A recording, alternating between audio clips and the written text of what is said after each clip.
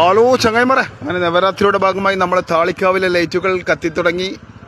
വർണ്ണശബലമായ അടിപൊളി ലൈറ്റെല്ലാം കത്തിയിട്ടുള്ളത്. അപ്പോൾ കണ്ണൂരിലെ കൂടുതൽ വിവരങ്ങളും നവരാത്രി വിശേഷങ്ങളും എല്ലാം അറിയാൻ കണ്ണൂർ സുൽത്താനെ ഫോളോ ചെയ്യുക. നമ്മളെ താളിക്കാവിലെ ലൈറ്റുകൾ ഇത് കത്തിയില്ലല്ലോ. ഇത് അടിപൊടാറ് വേറൊരു മൊഞ്ച് ലൈറ്റ് ഉണ്ട്. മുറ്റത്തെ മുല്ലക്ക് മണയില്ല എന്ന് പറഞ്ഞാൽ നമ്മളെ താളിക്കാവ് വീഴാണ്ട് വേറെന്തല്ലേ. അപ്പുറത്ത് ബിൽഡിങ്ങും ഫുള്ള് ലൈറ്റ് ഇട്ടിട്ടുണ്ടേ. ഈ ലൈറ്റ് കത്തിയില്ല കേട്ടോ. ഇത് നല്ല മൊഞ്ച് ലൈറ്റാണ്. അത് കത്തിയാൽ വേറെ ഉണ്ടാവും. എല്ലാം കാണിക്കണമല്ലോ. ഫോളോവേഴ്സ് എന്താണ് നമ്മുടെ ശക്തി.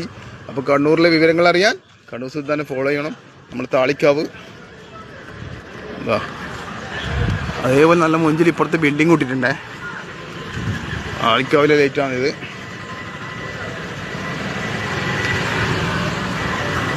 അപ്പർ സൈഡിലും കത്തിക്കഴിഞ്ഞാൽ വേറെ ലുക്കായിരിക്കും. അത് കത്തിയിട്ട് വേറെ എടുക്കാം. ഇപ്പം നമ്മളെ കാവിൻ്റെ അടുത്ത് ഫുള്ള് കത്തിച്ചിട്ടുണ്ട്. താളിക്കാവ്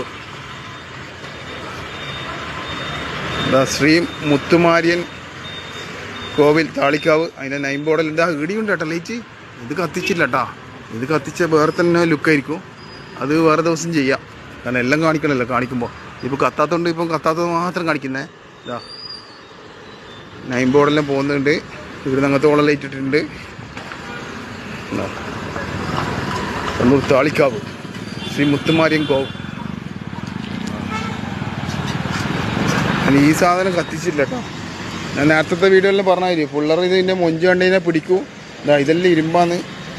ചിലപ്പോൾ മഴ തട്ടിക്കഴിഞ്ഞാൽ ചെറിയ ലീക്കെല്ലാം ഉണ്ടാവും. ശ്രദ്ധിക്കുക. നമ്മളെ മക്കളെ നമ്മൾ ശ്രദ്ധിക്കുക. അത് മാത്രം ഉദ്ദേശിച്ച് പറഞ്ഞത്. വേറെ ഒരു ഉദ്ദേശമില്ല.